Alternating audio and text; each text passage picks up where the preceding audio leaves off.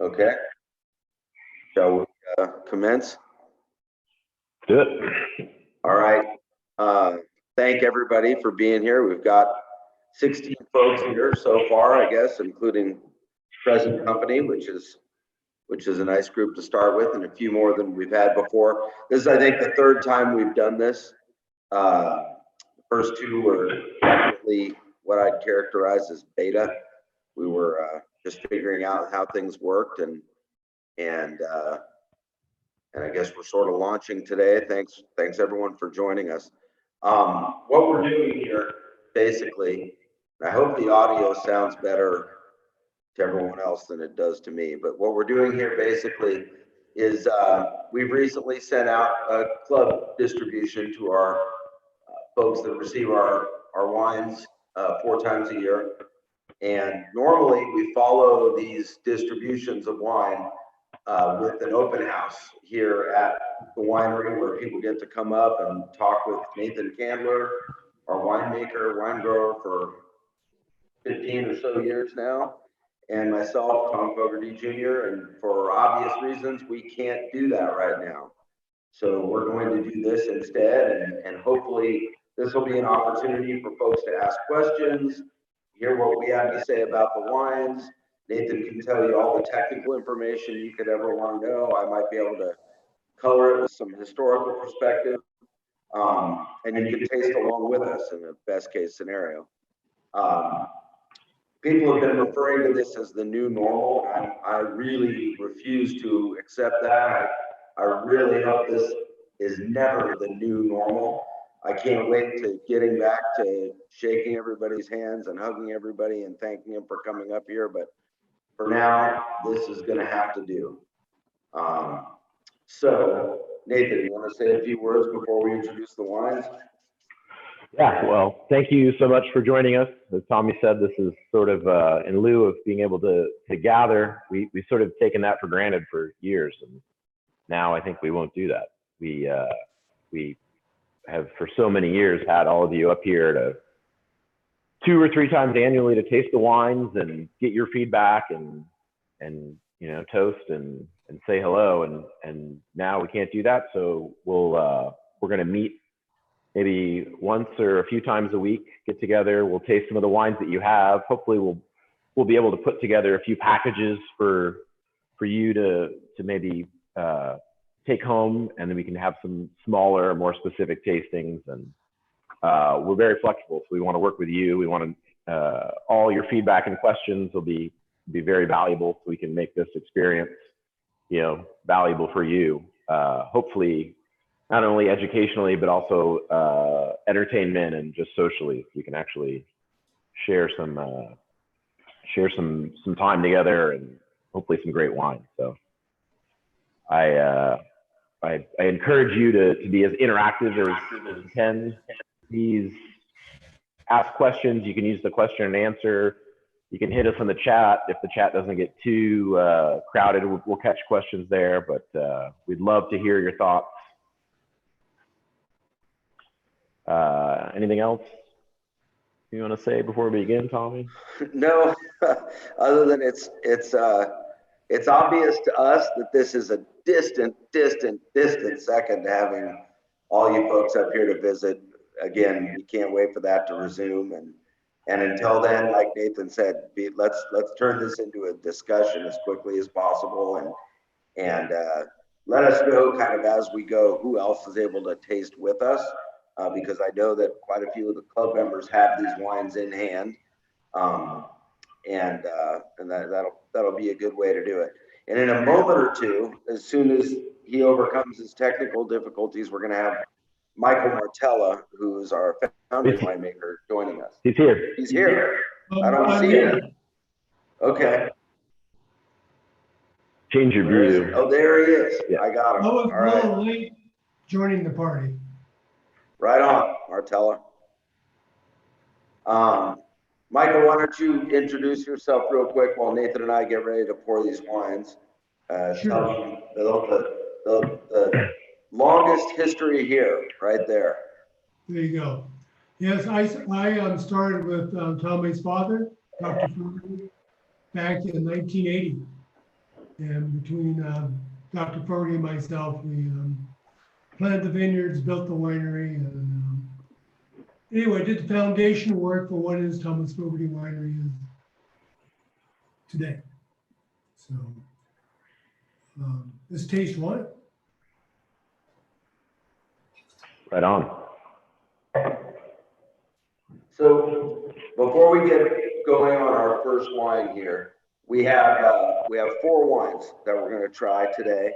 By the way, we're going to keep this to under an hour if we can. If we go over, that's fine, but we're going to try to avoid our natural tendency of kind of really digging in deeper maybe than necessary before we get questions. But we're going to do 1 Chardonnay and 3 Pinot Noir wines. Nathan, you want to go through what we've got? So we're going to begin, as Tommy said, we're going to be tasting the newest releases from the Fogarty Wine Club. So the first wine we'll taste is 2017 Langley Hill Vineyard Chardonnay.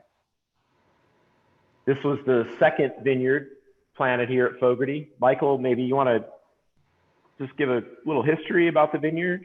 Well, this vineyard was planted in the fall of 2000, excuse me, all the way back in 1980.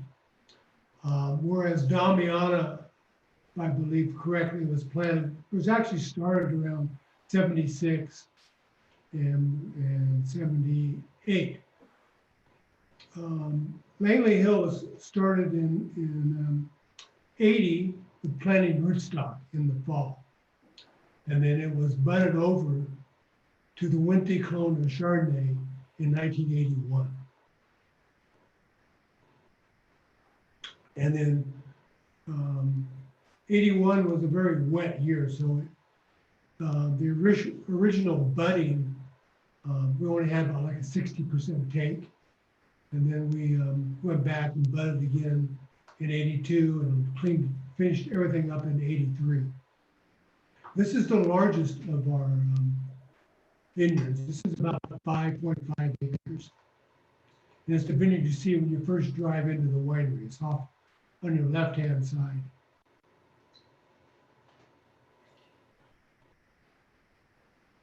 This is from the 17 vintage, which is such an interesting vintage in California. We had record heat spikes right around Labor Day. And at the Fogarty property here, we typically harvest Pinot Noir before we begin harvesting Chardonnay. So the Chardonnay wasn't particularly affected by this heat spike. We'll talk more about it with the Pinots, but 17 really up until that heat spike at Labor Day was just a perfect growing season, really mild. We didn't have the heat spikes that we've had more recently. So it was a great growing season, and I think it made some of the most balanced Chardonnays we've made in a number of years.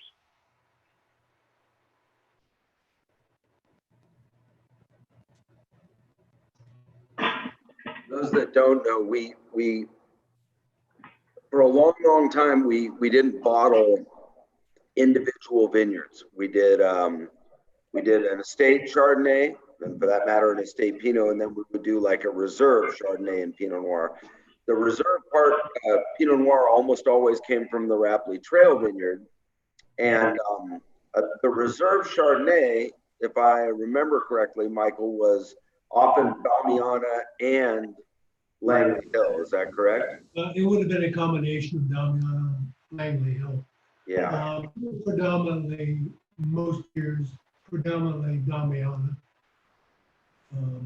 Particularly back in the early years, really big fat Chardonnays was very popular, and none of our vineyards produce those style wines. But the richest ones always was coming out of Damiana. So I tended to use more of that for the reserve.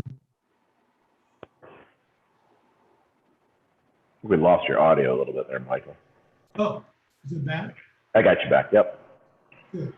So there's an interesting comment. I think somebody was talking about how this wine is pretty austere and that the oak is well balanced. And I would say that that's very typical of the 17 vintage. The wines have really bright acidity and focus, a lot of mineral character coming through. And this wine, and with all of our wines in general, the percentage of new oak is pretty low. It's usually in the 20% range. It's just enough to kind of frame the wine, but not so much that it kind of overpowers the taste of the vineyard and the taste of the site. I think the wines here are so distinctive that kind of papering them over with oak is a shame. So, I believe it's Todd asking this question. It's we used French oak Sarug barrels pretty much exclusively at this point. Yeah, Nathan. mm-hmm. And back in the day, Martella did do some vintages with at least some American oak, but we kind of back in the 80s and early 90s, richer style Chardonnays were popular. Everybody was making these wines that they were sitting through malolactic fermentation where they didn't need to, just to make the wines more fat. And the oak was also very popular. So our wines have always been more about the soil and more about the minerality instead of the sun, instead of the ripeness and fruit. But in order to make the wines, I pushed the wines as much as I could towards ripeness and also richness by using a lot of newer oak, a lot of, and American oak. American oak tends to be sweeter oak, so kind of rounded the wines out, made a little impression of that wine. Thank God, since that time, people started really appreciating more complex wines, wines with more nuance and more of that minerality character that you can really enjoy over a longer period of time, instead of just getting a hit of oak and a hit of fruit in front. But those wines were the popular wines in the 80s and early 90s. Just, again, big, fat, oaky, rich Chardonnays. And that's actually what resulted really in turning a lot of people off about Chardonnays in the late 90s and going in 2000s. People got really sick and tired of those big, fat wines. Because basically they all tasted the same. You know, ironically and unbelievably, it seems surreal. There was a Santa Cruz Mountain producer on the cover of the Wine Spectator in like 1996 or something. And it was Dwayne Cronin, if anybody remembers Cronin wines. And he's a Santa Cruz Mountain producer, but it was a Monterey Chardonnay. I don't remember how high alcohol it was, but it was like 100% new American oak. Probably from the Santa Lucia Highlands, but it was like the absolute antithesis of what people think of nowadays as Santa Cruz Mountain Chardonnays. And it was kind of the opposite of what we're trying here, something that's very focused, very like just kind of lean and vibrant and energetic.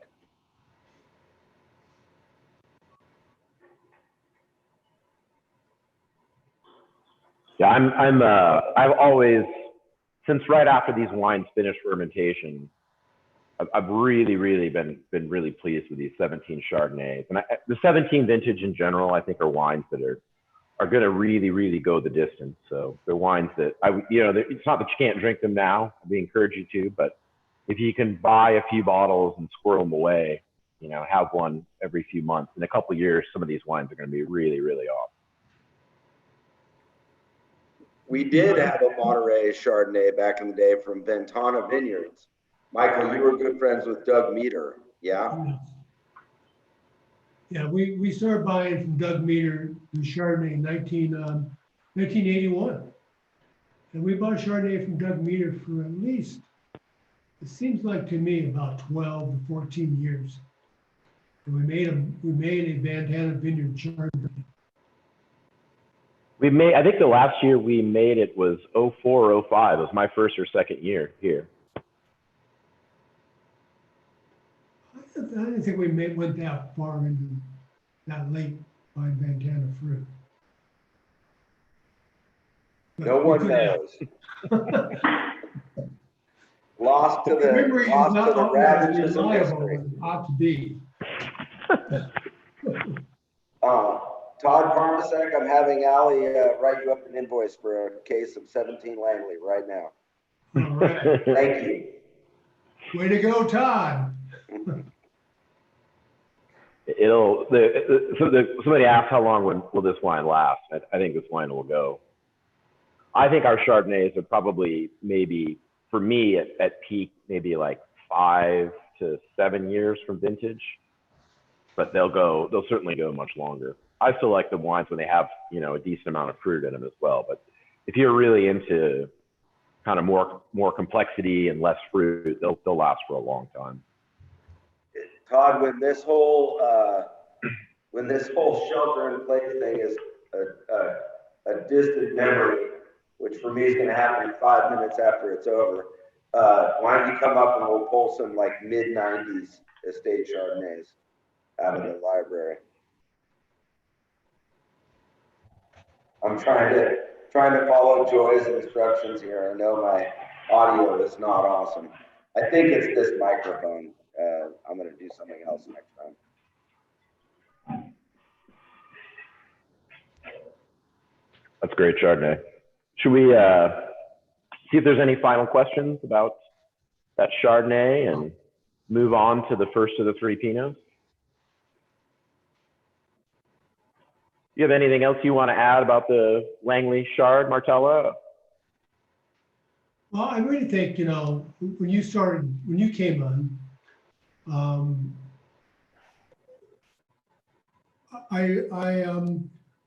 we started farming the vineyard a lot differently after a few years after you were here. And I really think the changes in farming practices that you instilled, that vineyard really started producing some of our better Chardonnays. Quite pleased with it. Yeah, that vineyard is really interesting from a farming standpoint because we've had yields that were, as low as like under 1 ton an acre. And there were a couple of years where the yields were well over 4 tons an acre, which is pretty high for Santa Cruz Mountains. And the quality of the wine almost didn't change so much, but the style, I think, really changed, and you always had said that with your experience that yields in Chardonnay were so important to kind of the style of the wine you wanted to make. Well, to make, the style, and also, it depends how you define balance. But if you want a balanced wine, you need at least probably close to 3.5 tons an acre. Yep. If you got down into the 2 ton range or less, you end up with a wine with so much acid that it definitely was a different style, a totally different experience. Yep. And I always really liked the wines for my palate when we were doing about 3.5 tons. Yeah, the wines from some of those. Go ahead. Yeah, 4 or 5 tons. The wines you could really tell that the quality would not be quite as good. The wines would not be as concentrated for 4.5 tons. Well, some of those years though, when the yields were too low, I thought the wines were out of balance, as you said, and the acidity was too much, and you had to get the wine sort of riper to balance that, and it just kind of it was more challenging to kind of get that balance with those really low yields. Yeah. All right. Should we move on to the first of the 3 Pinots?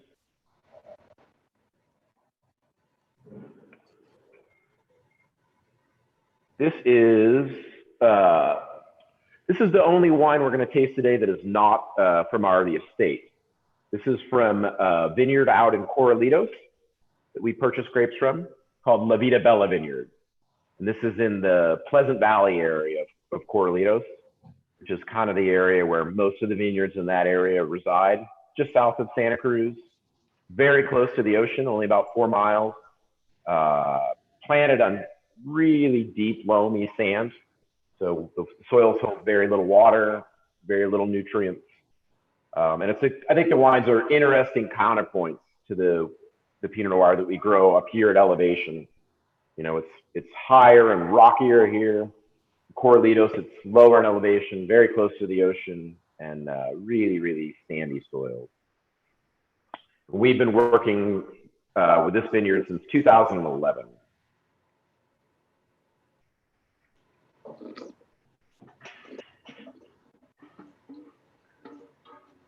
You know, Some it's a people little- out there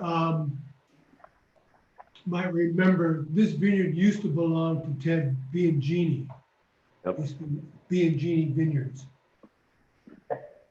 And about 4 years ago, I think it was bought by the Quinks and turned into La Bella Vida. 2012, I think. Well, okay, 8 years ago. Exactly. Wow. You know, it's a little, we're really grateful to have customers and friends, people that habitually buy our wines, that appreciate and tolerate the fact that we make so many different Pinot Noirs from different vineyards. It's kind of a little self-indulgent, you know, thing of ours. But it's every once in a while it really seems validated. And when I reached up and grabbed this bottle, I actually thought I was grabbing Will's, and I poured Nathan and myself some. As soon as I smelled it, I was like, no, that's the Biagini stuff. And I looked up and sure enough, it was. So at least the wines are different enough that even I realize it, and that kind of it kind of justifies us making these different wines.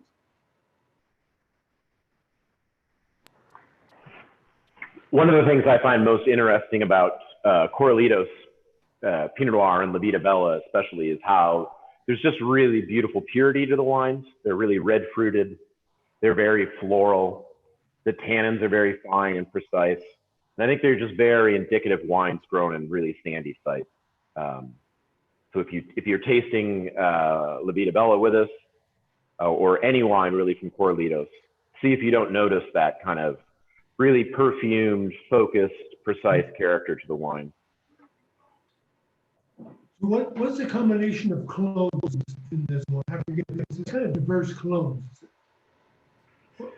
We buy a selection of clones that includes a number of the Dijon clones, so 113, 114, 115, 667, and then Joe Quink and Pam Minnis, who own the vineyard, they have a really cool hillside right in front of their house, and that's old Mount Eden selection. Vines probably have a little bit of disease in them, so they kind of look a little scraggly, but the wine that comes off that hillside is always one of our favorites. And so this wine, the single vineyard wine, always includes that Mount Eden, usually some of the 113, and maybe a little bit of 115. And then a balance goes into the AVA wine, the Santa Cruz Mountain wine. Yeah, so that 2014 and 2015 Pinot we tasted last week, those would have been made up of a pretty good chunk of La Vida Bella.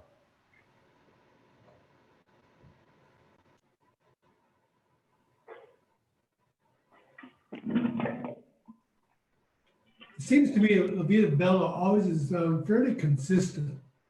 Kind of like what Tommy said, you taste it, after you taste it a few times, then maybe you kind of can pick it out, get real familiar with it. It does always have this really perfumey nose. Yeah, I find it very distinctive. It's just really red and floral. And it's so different than the wines that we grow on our estate. That's one of the reasons I really like making the wine, because the wine is basically made the same, more or less, as how we make all the wines from Fogarty's estate, but you really just get the terroir, the site signature so strongly. I think sometimes Pinot Noirs get given short shrift a little bit if they sort of lack like humongousness, and they shouldn't. This wine sort of lacks humongousness, but it's like infinitely detailed, and there's a lot of dimensions to it and different things going on. But it's a lighter wine, a little bit more feminine, a little more filigreed, a little more pretty than some of the like mountaintop stuff or the stuff towards the north end of the AVA. It's a generalization, but I think it more or less holds up. There's a question about the use of whole cluster, and yeah, we always use a portion of whole clusters on La Vida Bella, and there was a comment that there's not any green to it, and that's hopefully by design. It's like we like to use whole bunches or whole clusters. So that's basically in sort of modern winemaking. Most of the time, you take the grapes off the stem before you ferment the wine, but with grapes like Pinot Noir, Syrah, maybe Grenache, and a few others, it's not uncommon to leave the bunches in their whole entirety and add those directly to the fermenter. And so we use that technique with all of our Pinot Noir and La Vida Bella. We would use on average about 25 to 33%. So it's not so much to overpower, the fruit character of the wine, but we do like just sort of below surface amounts of that whole cluster character. It gives a lot of lift, brightness. I think it gives a really fine tannin.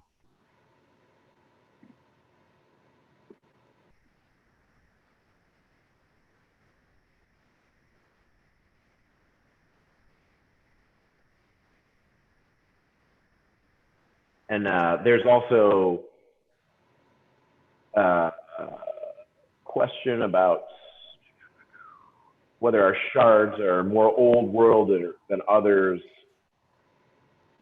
I think, to me, the Santa Cruz Mountains is like an interesting kind of intersection of California with maybe like old world aesthetics. I mean, I think the wine still tastes like California, but they certainly have structure that sometimes is uncommon in California.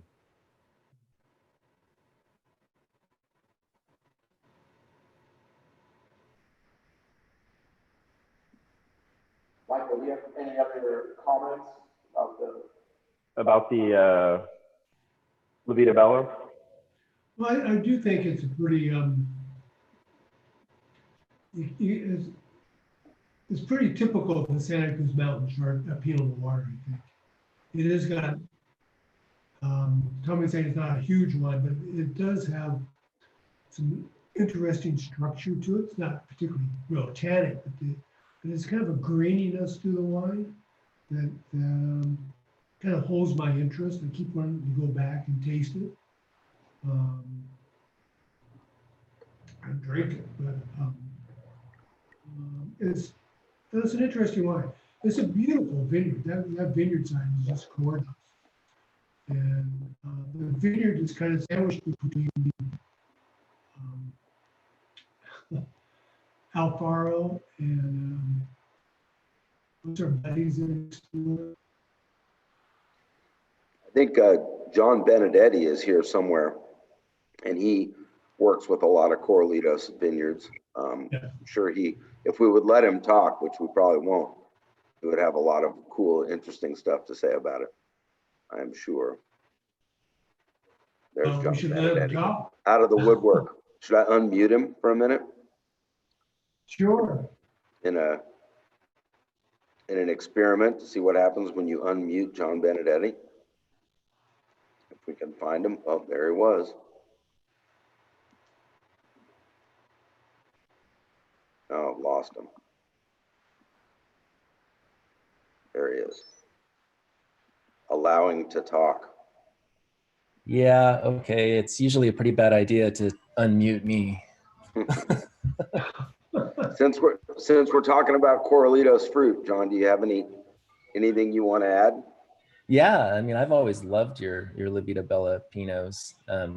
They really hit home in my wheelhouse. The red fruit in Corralitos is just so much fun to see, given what you guys get from the estate, which is just has an intensity that I'm always sort of envious about. But it's nice to see you guys translate your winemaking style to the sort of red fruited characteristics that we get down here. I absolutely love that wine. And last night I polished off a bottle of 2013 Rapley Trail Pinot. Just mind-bogglingly good. Thank you. I saw that on some social media. I saw you pounding away on that thing. That's a vineyard we totally love. We inherited some ex-David Bruce vineyards around 2011. And since then, we've been kind of culling those vineyards. And it's, I mean, in so many cases, maybe every case, it's not because we don't like the fruit or we don't like the vineyard or we don't like the grower.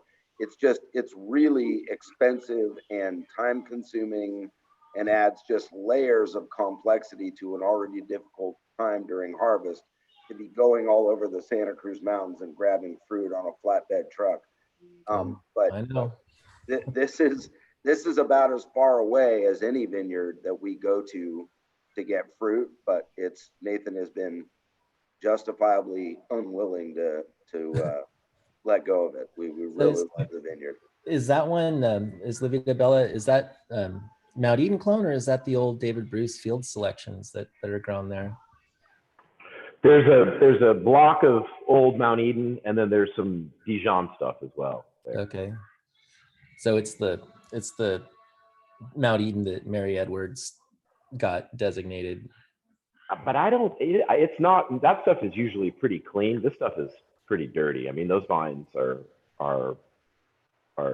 visibly virus.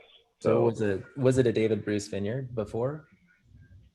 It was planted by, the name escapes me, the gentleman who was Greg Stokes? I believe so. Yeah. Yeah, it's probably the old field selections then from Could be. the Masson, Martin Ray, Massal. But this was a David Bruce contract vineyard, was it not? This was Clos La Chance before us. Okay. So, Well, they scooped up a lot of David's leftover stuff. That's where Split Rail came from too. Okay. it's not a Zoom meeting until a dog or a cat crashes the party. Well, that's an excitable boy. Excitable boy. Lewis. Well, thanks for looping me in, guys. I'm gonna have to sign off here in a second to get ready for my I'm going to mute you first. I'm muting you first. Hey, John, see you later. Thanks, John. Appreciate it.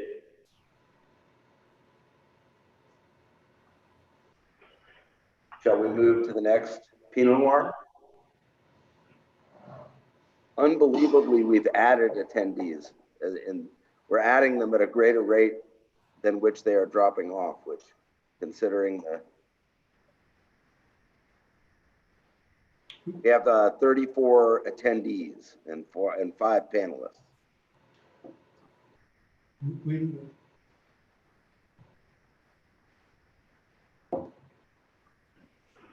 Will's Cabin, huh? Yeah, this next wine, oops, I forgot to do a little bottle shot. This is 2017 Will's Cabin. This is an estate wine from the Fogarty family's property. We call it the South Property or Gis Ranch. This is an old Christmas tree farm that Michael planted, what, 2000, Michael? 2000. Yeah, so this vineyard is about just under like 15 to 20 miles south of us along Skyline Boulevard, but to the west. And it's actually higher in elevation, but it's a little further from the ocean because as you get to the south of us, the coast kind of curves out.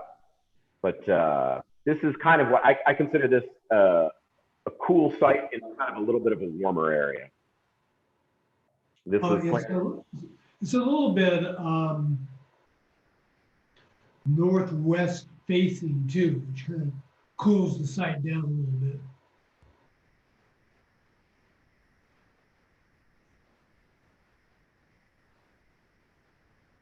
So Will's Cabin is a cabin, exactly as one would imagine.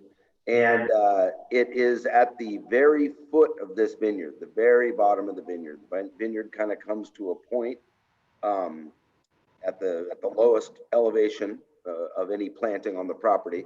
And right there, there's a cabin. And my brother John lived in that cabin. His son Will wasn't actually born in the cabin, but he was born in the hospital and brought home to that cabin. So it came to be known as Will's Cabin, and that is where the name comes from. And for, just to kind of go back to some of the stuff we talked about in the very beginning of this. We're tasting Chardonnays and Pinot Noirs, which are probably the Santa Cruz Mountains is most known for those two varietals.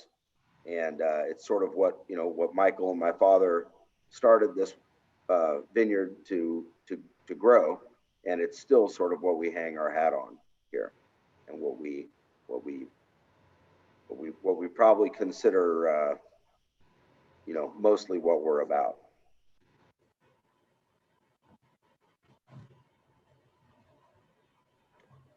So Will's Cabin, I mean, Nathan and Michael, for sure, you guys weigh in on this. Will's Cabin, for us, when we talk, like the most ageable, and ageable is very subjective, but the wines that to me seem the best over long periods of time that come from here, the wines that we sort of think of as our most ageable are probably the Rapley Trail wines. And we compare everything to that, which may not be totally fair. We don't have a long enough history really doing a single vineyard wine from this vineyard that I can tell you really how long it will age. But Nathan and Michael, I mean, the earliest ones that we've done, I mean, I haven't had one that I felt was tired. Let's put it that way. What do you guys suppose the ageability is like on these?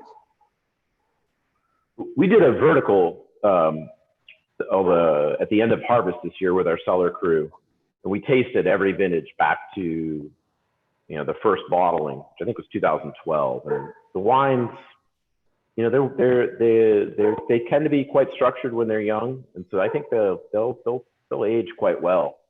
The vineyard also was a bit younger than the vines here at the winery property. So I think as those vines get older, the wine's only going to get more sort of ageable. But we've also made the wine a little more approachable in its youth by kind of adjusting the way in which we ferment and age the wine. So I think the wine just continues to get better and better as we learn about the vineyard and learn how to kind of make the wine in a style that we like. And I think you touched upon it. I mean, younger vineyards tend to produce wines that probably mature a little bit younger than wines do in their youth. But tasting this one, this is a 17. So what is this? Is the fourth vintage from this vineyard or something? This wine tastes like, to me, it's very young and it's going to age for a long time. Well, we drink Rapid Trails going back to the 90s. So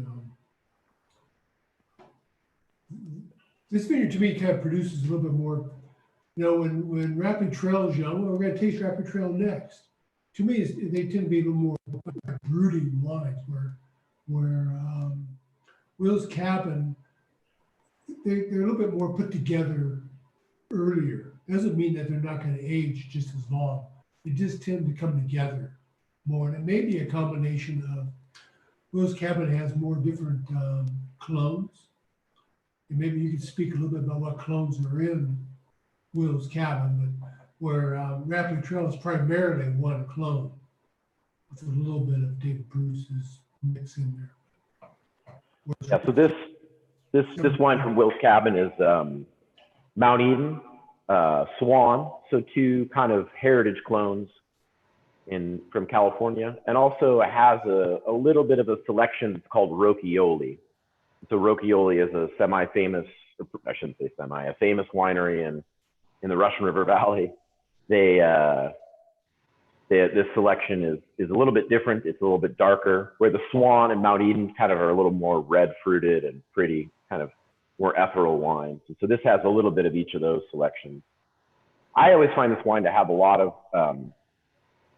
it sounds silly to say, but it tastes like it comes from a vineyard that's like carved out of the middle of a forest. It always has a lot of like coniferous or fir, kind of like almost like Christmas spice character to it. And it really, when you see the vineyard and you taste the wine, it kind of like clicks in your head and like, wow, this all kind of makes sense.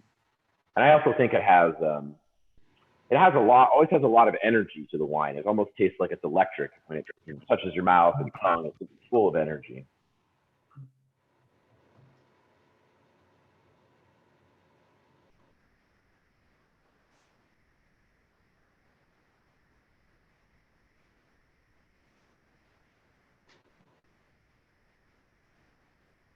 Sorry about that.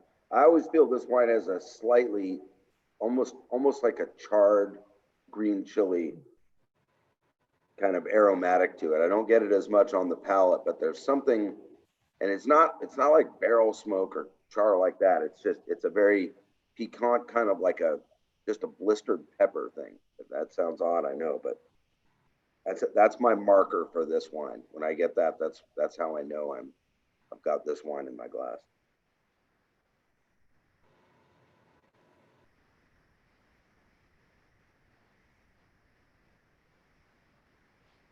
Matt King.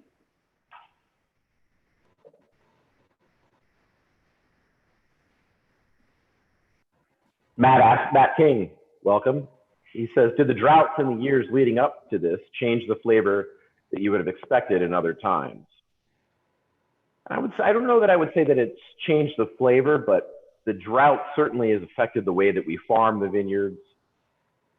This vineyard is ingrained in my mind because in 2013, which is the first year of the drought, I think we picked some Pinot Noir in this vineyard in like August 15th or 16th. I mean, so much earlier than we had ever harvested since I'd been here. So, I mean, I don't know how many times you'd ever picked Pinot in August back in the day, Marcella. I don't ever remember picking Pinot in August, ever. We never did.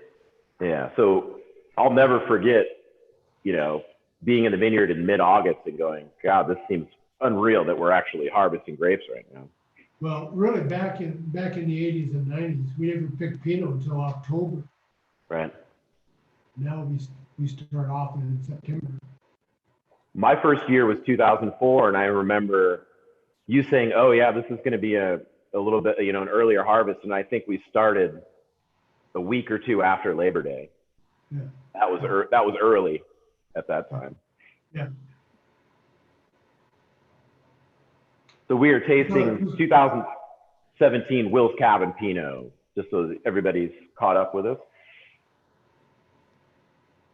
What were you going to say, Michael? No, I was just going to say that I may have already forgotten what I was going to say. We never started till after Labor Day, and even that was only Chardonnay after Labor Day, and then Pinot wasn't really until October.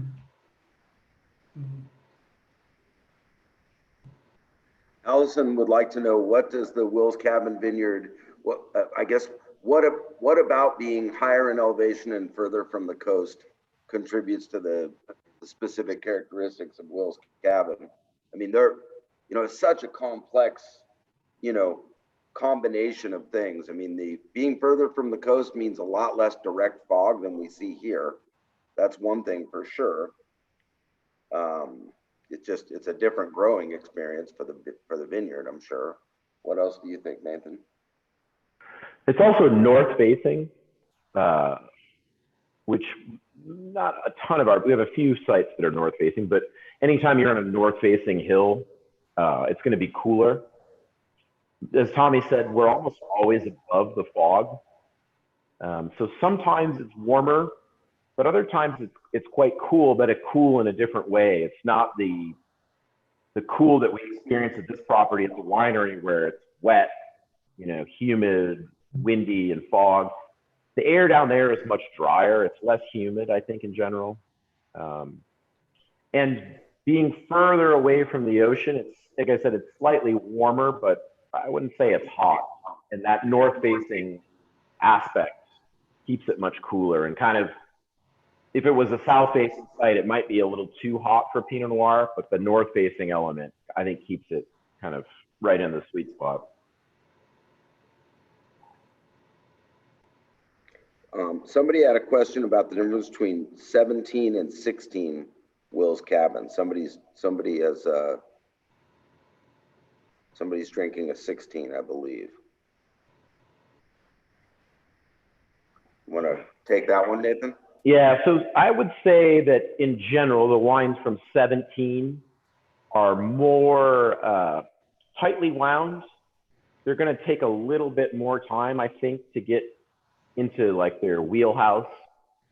So the 16s, by contrast, are a little more open and a little more generous. They still have good structure and I think will last for a long time, but I think the 16s are just a little friendlier in their youth, are a little softer tannin, where the 17 have just a touch more kind of edginess, youthful kind of tannin to work their way through. Although Will's Cabin in 17 is one of the more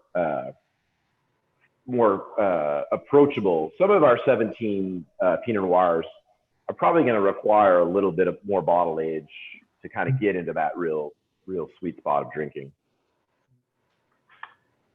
And Kurt wants to know, you didn't answer this yet, did you? Kurt's question about the drought, how it affected Pinot Noir versus Chardonnay. In a lot of ways, I'll let Nathan tackle this, but sometimes you don't know that until you've got some of the perspective that time affords, and the drought hasn't been over for terribly long. And that was a drought a little more severe than what we'd seen before with mature vines, at least. Well, what do you think, Nathan?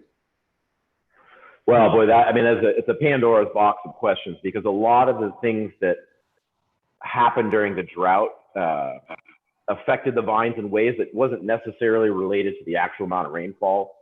We had really warm winters, so we had really early bud breaks. So one of the things that happened is that we had really, really poor yields in a number of years because the soils were dry, they warmed up earlier, the vines began growing, a month or two before we would like them, and then flowered during a part of the year earlier in the spring where we could have really cold and wet weather. So I would say that one of the biggest things is the yields on our Pinot Noir were just really, really, really low. The Chardonnay seemed to weather it a bit better. But from like overall vine health, I would say the Chardonnay may have been affected worse. And part of that here is that the Chardonnay ripens so much later in the season. Some of the Chardonnay vineyards, especially at the end of 16, we dry farm all the old vines here. Some of those Chardonnay vines, I was seriously concerned for the health of the vineyard because the leaves look so beat up. With Pinot Noir ripened so much earlier that the vines kind of got their business done and were able to go dormant. But the Chardonnay, the growing season is maybe a month longer, and those vines really look beat up at the end of that. So in that winter of 17, when we had the massive amounts of rainfall, it was just really, really good to see. We really needed that water to kind of flush the soil out and kind of, get the soil healthy again. What do you think, Michael, about, you've seen so many years of farming here? Well, no, those drought years were like the severest we've ever had. And I agree with you. I was more concerned about those vineyards, particularly that they were going to just collapse. And there was probably some vines out there collapsing, but we made it through. But hopefully we don't have to see that one again for a while. Yeah, we also saw virus that may have been latent in the vine, but all of a sudden began to express itself because of the stress from the drought. We saw Pierce's disease in parts of the vineyard, I think because Pierce's disease is the disease that's a bacteria that's transmitted into the vine by small insects. And it's something that's kind of all around the Santa Cruz Mountains, but in most winters when it's really cold, that cold temperature really suppresses that bacteria, but the warm temperature allowed the bacteria to thrive. And so we had Pierce's disease damage. So it was like I said, there's so many, it's such a complicated topic just because the ecosystem is, of the vineyard is so wide ranging. It's affected by so many things. Something I think about a lot with the drought, and I don't know if this is totally understood, but if you think about it, if you don't irrigate, which we don't, we dry farm, the vines that are as old as ours, they have tap roots, especially the rootstock that we use, it tap roots pretty aggressively. So it can find water But if you think about it for a second, if the nutrients are coming from decomposition and things that are happening on the surface and near the surface of the soil, if no water is dripping down, the plants can experience some nutrient stress because they may not be getting nutrients that would come down through the topsoil. That's probably a factor too, that we don't, but there's, how do you measure this stuff, you know? Like it's just very, it's all very, very black sciencey. And someone asked, we haven't had much rain, so how will that impact the future crops? You know, this year we haven't had as little rain as it seems, actually. We had quite a bit of rain in the beginning of the winter. I mean, it's not, I don't know where we are relative to average, Nathan, but it's super low, but it's not as bad as the drought, actually the drought years, right? We're at about 15 inches of rain for this property. So that's pretty low. That's probably half of, well, I don't know what normal is. There's no norm. Yeah. We've had as much as 80 inches of rain. But during the drought, I mean, it was even less than what we're getting now. It was less than 50. Yeah. For a couple of years in a row.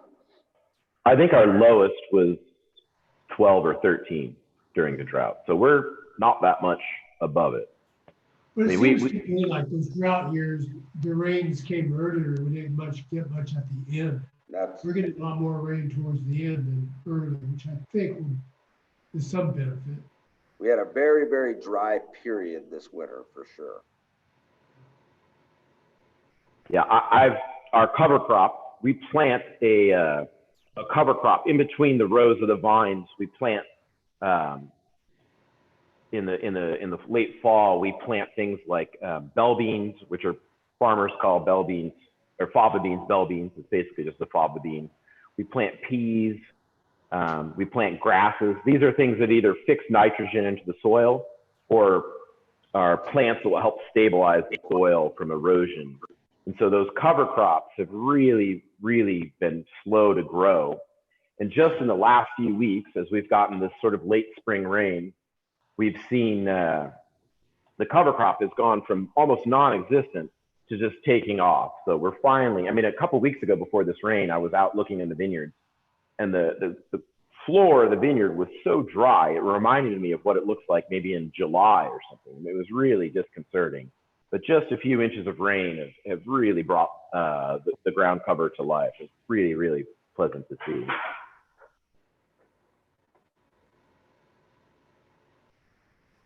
Michael, do you have anything else you want to add about Wills? Or should we move on to some Rapley? Well, let's move on to Rapley here. One of my favorite vineyards.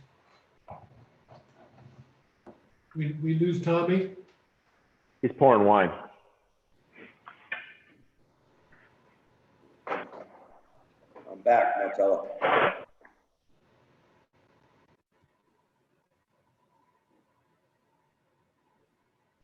So here we have the 2017 Rapley Trail Pinot Noir. And Rapley, you know, the first vineyard that was planted up here, the Damiana Chardonnay vineyard that we talked about earlier, was originally intended to be the only vineyard. That was going to be the only vineyard that was planted.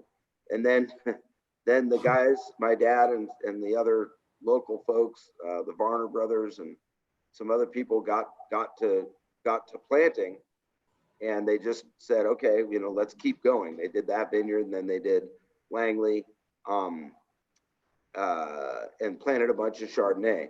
My dad's thing was Pinot Noir. He sort of really wanted a lot of Pinot Noir. And so even though it was a little more complex and difficult to plant Rapley, the decision was made a few years later, I think in '83. Is that right, Martello? Yeah, 83, 84 sounds real familiar. To plant Rapley. And so they went ahead and they used the original old 1953 D4 tractor that they used for the first two vineyards, and they planted Rapley, or they prepped it for planting. And when we planted these vineyards, and by we I mean Michael and my dad and some other folks, but they used wide open pre-existing sort of meadows. We didn't have to do a lot of tree removal. It was a matter of convenience, really, more than anything else. And so they planted Rapley, and that happened in '83. It's our oldest Pinot Noir vineyard. It's never been replanted, and we're pretty emotionally attached to that vineyard, I would say.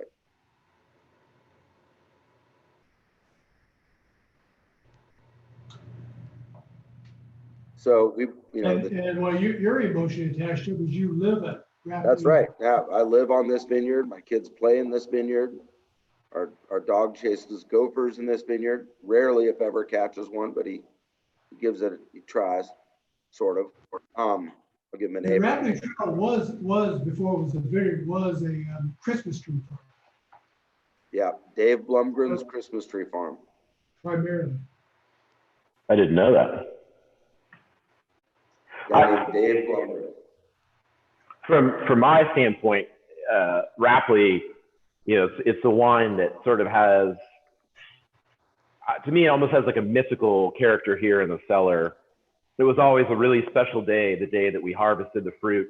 There's always a lot of excitement and buzz around the winery when the grapes are being picked and processed, and the punch downs and everything about making the wine, like smelling it, tasting it. There's just always a lot of excitement and energy. So sometimes I think you'll hear people around the winery always talk about it in like a revered tone. And I think there's always just like a lot going on with a wine. We love to drink the wine.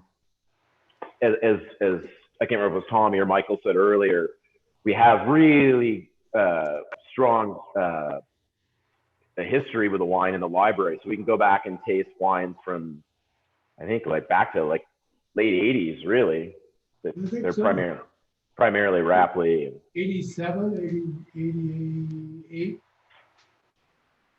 So it's a special place in all of our hearts and minds. It's always fun when it's young, like this wine, tons of energy, a lot of tannin. I find when this wine is young, I really think that having some food with, you know, a little bit of a fat or assertive flavor to kind of balance it out.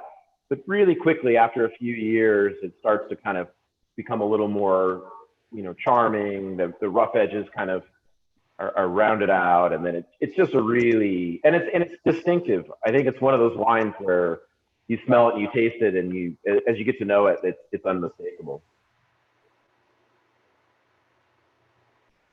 It's if anybody's opened the Rapley with us and just had a glass, this is a great bottle to let sit. You can even decant it. It's you know, to me, it's always obviously the kind of the most masculine, and sort of, you know, giving it a little time to sort of chill out is never a bad thing. And it bottle ages like crazy, as we've mentioned.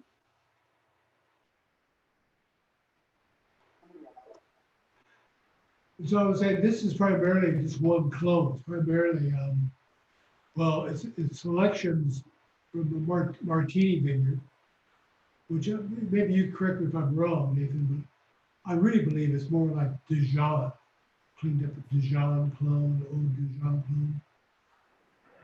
Not Dijon, excuse me, Pommard.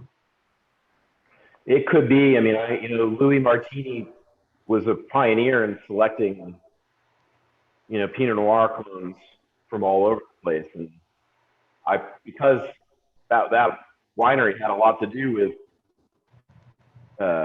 you know, selecting Pinot Noir back in the day. It could be anything, but Pommard's probably as good a guess as any.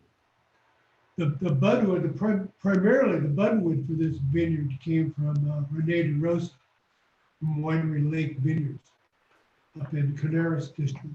Yep. And he was almost 100% all Martini clone. He gave us some budwood. I don't know if he gave us or we bought some budwood from him, but that's where the budwood came from. Somebody asked, why are the Pinot grapes harvested earlier now as opposed to past year? And their question is it drought? I would say it's probably more just that the climate is warmer now than it used to be. Drought may have an impact by shifting the growing season a bit earlier as well. So it's probably a combination of drought and warmer temperatures. We certainly harvest nearly everything, I would say, a week to 2 weeks earlier now than when I started here in 2004. Maybe a little bit of a change too. We might not be ripening them quite as much as we used to also. And the vines are, correct me if I'm wrong, but they're older, and they're, you know, older vines are they're stressed more, and when they get older and stressed and virus, they do tend to flower a little earlier and take less time to ripen, or is that an oversimplification? I would agree with that. And back to the weather thing, you know, for those of us that have been up here for a long time, the single biggest difference today and the way it was in the 70s and 80s is we did not used to get these warm, hot nights during the summer. Michael, I do not remember ever having those as a kid, and now they're a regular occurrence. That and the, you know, back in those days, if we had an 80-degree day, that was really an unusual and hot day. And lately, last few years, 80-degree days and plus is not all that uncommon anymore. This wine was actually picked during that heat spike in Labor Day, and we had temperatures over 105 degrees which is unreal. This was picked during that period or right before it? Well, I tried to pick everything before it, up until the really hot temperatures, but there were a few lots that either weren't ready or we didn't. I mean, that harvest period around Labor Day in 2017, I barely remember everything because we were picking from 4 in the morning till, you know, 8, and then we'd process fruit and then eat dinner, and then we'd go out again and start picking, you know, at 9 or 10 at night until midnight. So I was just exhausted and delirious. We were just trying to pick so many things because the heat, you know, it was forecasted, and we were really concerned about Pinot Noir being this close to ripeness and just blowing right past it with all that heat. Martella, real quick here. We're gonna wrap up shortly, and we understand if people have to go. But Martella, someone had a question about the Albatom. Where is it here? Oh, not to take away from the Rapley, but I just received a couple of bottles of 2017 Albatom today. Any thoughts on that? Tasting notes, or they want to know about your feelings, Martella? Well, you know, unfortunately, I have not had that wine. The 17. Yeah, the 17. I have not had that wine. It's awesome. Generally, I love Albatom. Albatom is kind of, to me, it's kind of, well, it's a little bit like Damiana, but maybe not quite. In years, it tends to be kind of a blend of like Damiana and Langley Hill. But I have not, to be honest, I have not had the 17. Nathan would probably be one to. The 17 Albatom is probably one of my favorite wines that we've made since I've been here. It's bright, it's got a ton of fruit, it's got really kind of intense minerality, and I love the texture of the wine. There's something about that wine that really just hits home for me because it has all the nervous energy and freshness, but it also has like kind of mouth coating texture and like this really cool intensity to it. That wine really speaks to me. So I think almost all vintages of Albatom are great, but 17 is up there in the history of Albatom. How many cases of that did you make? Was there in 17? I think it was just a single barrel. And it may have been a barrel and a half. It may be like 30 cases. We had decent yields in 17. I mean, you had decent yields, you got 30 cases. Right. But I mean, the most we've ever gotten out of there would have been 50. So. So a couple things. Someone wants me to tell the story of how Albatom Vineyard got its name, and I'll do that in a moment. Dushan has a great idea, which is, since Martella, you're claiming you've never tasted 17 Albatom, maybe Right. next week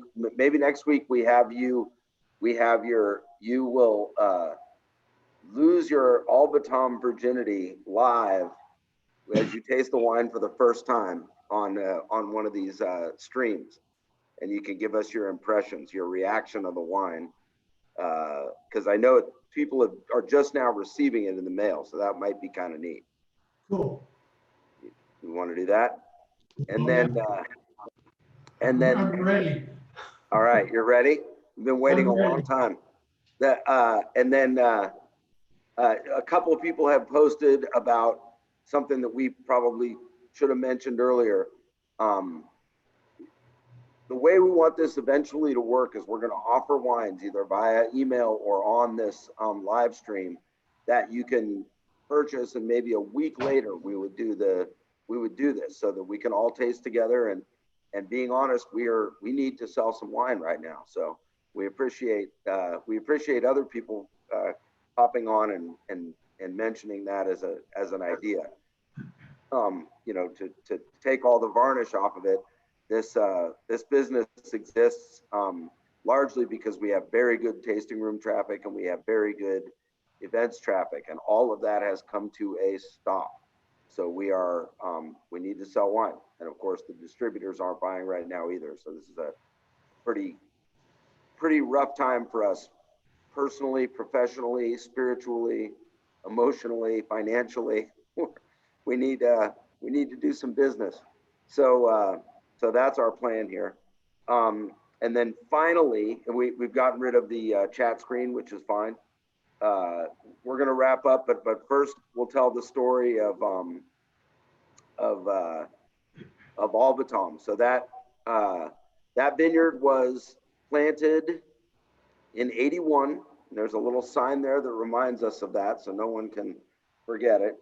And the way planting used to occur was not with professional vineyard crews and, cleaned up, treated, pre-grafted, little vines on rootstock that you put in the ground, but it was a planting party, and my dad would invite all of his friends up. And Martella, you were here by the time Albatom got planted, right? Yes.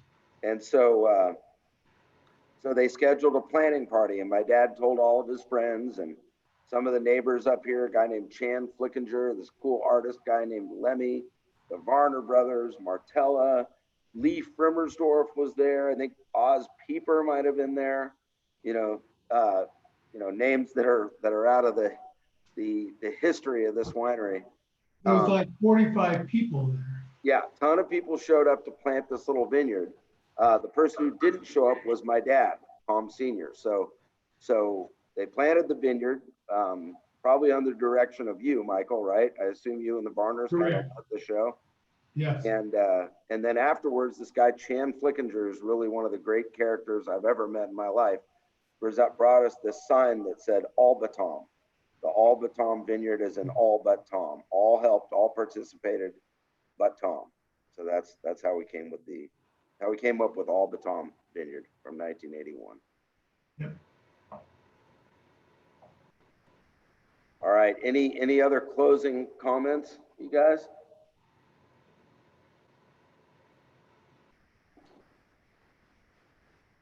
I guess not.